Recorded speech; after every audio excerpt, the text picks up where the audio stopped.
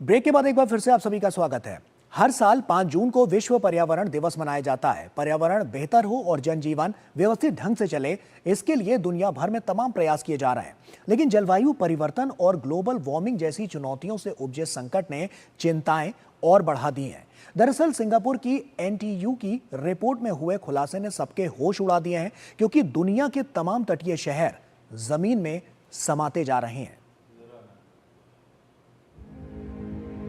बढ़ता प्रदूषण, global warming, जलवायु परिवर्तन जैसी समस्याएं हमारे अस्तित्व को चुनौती दे रही हैं। ऐसे में जरूरी है कि हम सिर्फ बातें ना करें, बल्कि छोटे छोटे कदम उठाकर बड़े बदलाव लाएं। प्रकृति और पर्यावरण से जुड़ी इन समस्याओं के प्रति लोगों को जागरूक किया जा सके, इसके लिए हर साल 5 जून को पूरी दुनिया में विश्व पर्यावरण दिवस मनाया जाता है।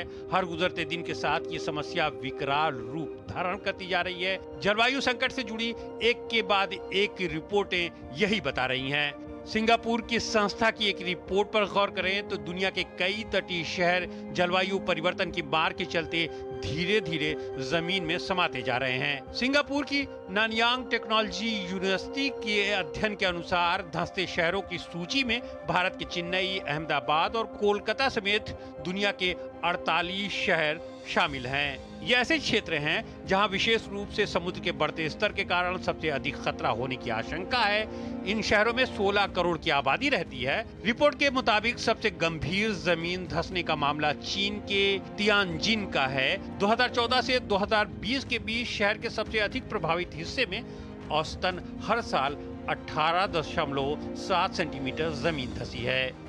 इन शहरों में विकास के साथ आबादी भी बढ़ी है तो भूजल निकासी की संभावना भी बढ़ गई।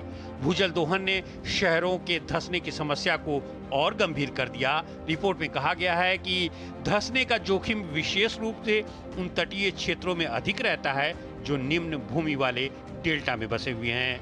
ऐसे शहरों में जकार्ता, बैंकॉक, हो ची मिन्ह सिटी और शंघाई शामिल हैं। जकार्ता इसमें सबसे अधिक प्रभावित है। जकार्ता में बाढ़ की साइकिल भी बदलती जा रही है।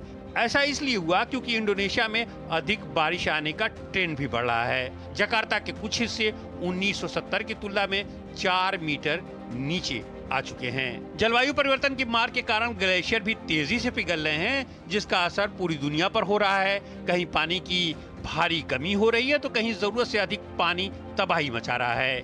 2000 से 2023 के बीच में ही ग्लेशियर ने इतना बर्फ खो दी है कि जो 46,000 मिस्र के पिरामिडों के बराबर है। समुद्री बर्फ का पिघलना समुद्र के बढ़ते जलस्तर में अहम भूमिका निभाता है।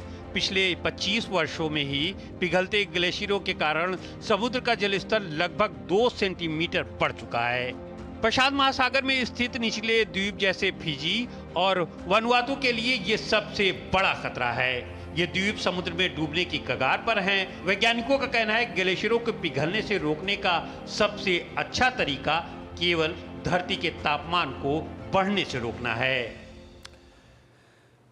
तो आखिर कितना बड़ा संकट है ये और इससे कैसे निपटा जाए, आइए इसी पर चर्चा करते हैं। प्रोफेसर पीके जोशी हमारे साथ जुड़ रहे हैं, जो कि एनवायरमेंटलिस्ट हैं, और उन्हीं का स्वागत करते हैं। प्रोफेसर पीके जोशी जी, आपका बहुत बहुत स्वागत है। उसी का सबसे पहला सवाल कि कितना बड़ा संकट इसे आप देखते हैं, और अगर मौजूदा दौर की बात करें तो आने वाले समय के लिए किस तरह से इससे बचने के लिए तैयार हुआ जा सकता है? क्या है इसकी जो असल वजह है, वो क्या लगती है?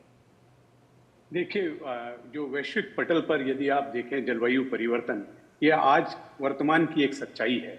और इसका जो मुख्य कारण जो रहा है वो रहा है कि जिस तरह से हम लोगों ने फॉसिल फ्यूल्स का इस्तेमाल किया है, और उसके नाते जो कार्बन डाइऑक्साइड और अन्य ग्रीन हाउस गैसेस की मात्रा एटमॉस्फेयर में बढ़ गई, और उसके फलस्वरूप जो पृथ्वी का जो टेम्परेचर है, जो तापमान है, उसका बढ़ना एक मुख्य कारण रहा है। अब जो ये तापमान जब बढ़ता है तो ये जो वाटर साइकिल है कंप्लीट, उसको इफेक्ट करता है। वाटर साइकिल में यदि आप ग्लेशियर्स की बात करें, सरफेस वाटर की बात करें, इवन ग्राउंड वाटर की बात करें, और जो बारिश, वर्षा की जो उसकी प्रवृत्ति है वो बदलती है।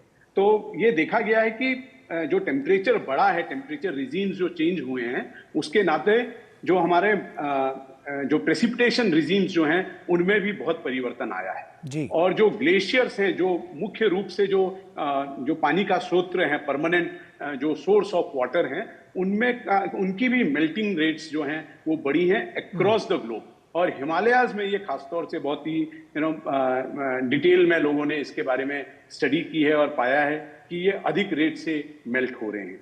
इसके फलस्वरूप जो ये पानी का जो बर्फ का पिघलने के फलस्वरूप जो अभी आप जिस रिपोर्ट की बात कर रहे थे, जितने कोस्टल एरियाज जो हैं वहां पे सी लेवल राइज एक प्रोसेस है उसको देखा गया है, जिसके नाते जितने कोस्टल सिटीज हैं वो चाहे हिंदुस्तान की हो, अन्य छोटे बड़े आइलैंड कंट्रीज की हो, तो उसमें सबमर्जेंस पाया जा रहा है।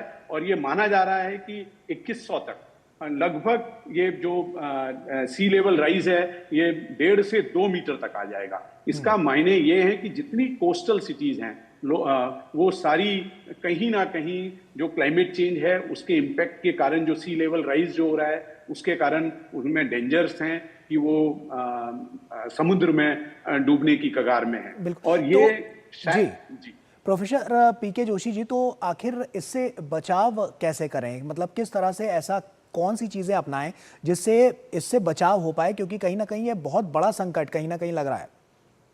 जी, जो मुख्य कारण जैसा कि मैंने आपको बताया ये फॉसिल फ्यूल्स का इस्तेमाल है, जिसके कारण कार्बन डाइऑक्साइड जो एमिशन जो होता है एटमॉस्फेयर में वो इसका मुख्य कारण है। इसके साथ साथ land use land cover change, जब फॉरेस्ट कवर कम होता है तो, और या जो हमारी एग्रीकल्चर प्रैक्टिसेस इतनी इंटेंसिव हो जाती हैं, इरिगेशन इंटेंसिव, तो उससे भी ग्रीन हाउस गैसेस की मात्रा बढ़ जाती है। तो हमें चाहिए कि हम वैश्विक स्तर पर कहीं ना कहीं फॉसिल फ्यूल का अल्टरनेट देखें, और जिसके लिए विश्व भर में सभी लोग और हिंदुस्तान काफी मुखर रूप से, जिसमें रिन्यूएबल एनर्जी की बात कर रहा है, सोलर एनर्जी की बात कर रहा है या विंड एनर्जी की बात कर रहा है, तो जो हमारा एनर्जी सोर्सेज जो हैं उसके हम अल्टरनेट ढूंढें और अल्टरनेट इस्तेमाल करें, ताकि जो कार्बन डाइऑक्साइड या ग्रीन हाउस गैस एमिशंस की जो मात्रा है वो कम हो सके। इसी के साथ साथ हमें लैंड यूज लैंड कवर भी मेंटेन करने की जरूरत है, जिसमें हम फॉरेस्ट कवर को कंजर्व करें और साथ के साथ जो हमारी एग्रीकल्चर प्रैक्टिसेस हैं उनको इस तरह का फ्रेंडली बनाएं कि उससे ग्रीन हाउस गैसेस का एमिशंस कम हो सके। बिल्कुल, रिन्यूएबल एनर्जी को लेकर तो हम देख रहे हैं कि सरकार लगातार तमाम इस पे प्रयास कर रही है। दुनिया में भी अलग अलग देश हैं इसको लेकर बहुत ज़्यादा आगे बढ़ते हुए नजर आए हैं, लेकिन अभी आपको क्या लगता है कि अभी जो मार्जिन है उससे अभी हमें कहाँ तक पहुँचना होगा जिससे इस बड़े संकट से इसको टाला जा सके और इसके लिए पहले से तैयार हुआ जा सके? देखिए, जो रिन्यूएबल एनर्जी की जब हम बात करते हैं तो विश्व स्तर पर सभी देशों ने अपनी तरफ से पहल की, और खासतौर इसमें जर्मनी, फ्रांस, इस तरह की कंट्रीज ने काफी अच्छा प्रॉमिसिंग इनिशिएटिव्स लिए। लेकिन इसमें इंडिया ने काफी इंपॉर्टेंट रोल प्ले किया। जब हम इंटरनेशनल सोलर अलायंस की बात करते हैं तो इंडिया ने एक इनिशिएटिव लिया कि ग्लोबल लेवल में सोलर अलायंस बनाया जाए और हम उसको एज अ रिन्यूएबल एनर्जी का यूज करें। तो जो रिन्यूएबल एनर्जी जब हम देखते हैं तो उसमें ग्रीन हाइड्रोजन का जिक्र आता है, और इसमें भी कहीं ना कहीं हिंदुस्तान एक अहम भूमिका निभा रहा है और चाह रहा है कि जो हमारा जो एनर्जी रिसोर्स जो यूज है वो हम फॉसिल फ्यूल से कहीं ना कहीं हम रिन्यूएबल की ओर शिफ्ट करें। और ऐसा ये मान रहे हैं कि जो अन्य देश हैं वो भी इसी भूमिका को निभाएंगे। तो हम कहीं ऐसा नहीं कह सकते कि सिर्फ सोलर एनर्जी ही सब कुछ आपको दे पाएगी या सिर्फ ग्रीन हाइड्रोजन दे पाएगा। शोध ये बताते हैं कि एक mosaic of combined form of energies होनी चाहिए जो फॉसिल फ्यूल से अतर हो, उससे भिन्न हो, और जिसका कंट्रीब्यूशन एटमॉस्फेयर में ग्रीन हाउस गैसेस का मिनिमम हो, ताकि हम तापमान को कंट्रोल कर सकें। पेरिस एग्रीमेंट में इसका बहुत ही मुखर रूप से जिक्र किया गया था, 1.5 डिग्री सेल्सियस और 2 डिग्री सेल्सियस का।